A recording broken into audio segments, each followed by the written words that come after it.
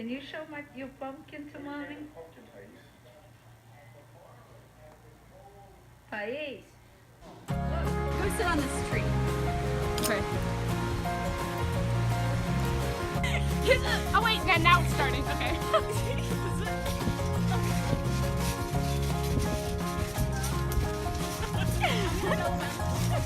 No, you can't.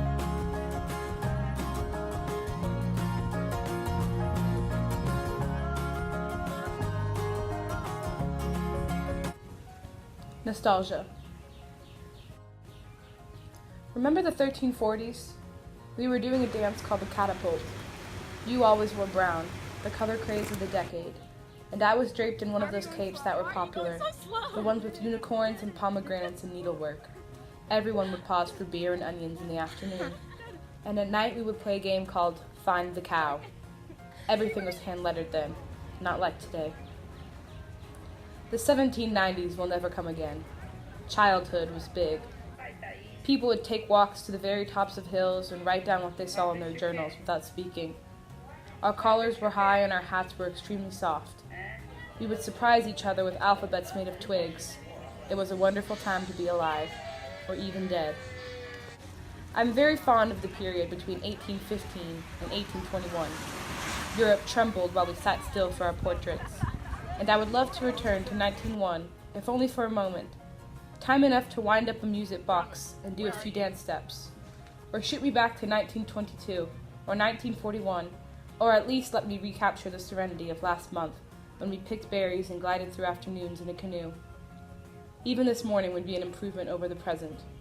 I was in the garden then, surrounded by the hum of bees and the Latin names of flowers, watching the early lights flash off the slanted windows of the greenhouse and silver the limbs of the rows of the dark hemlocks. As usual, I was thinking about moments of the past, letting my memory rush over them like water, rushing over the stones in the bottom of a stream. I was even thinking a little bit about the future, that place where people are doing a dance we cannot imagine, a dance whose name we can only guess.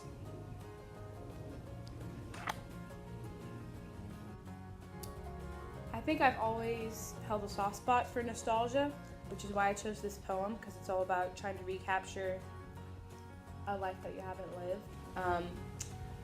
And I think I'm always pretty fond of memories that have already happened, and as a rule, I tend to focus more on stuff that's already happened than stuff that will happen.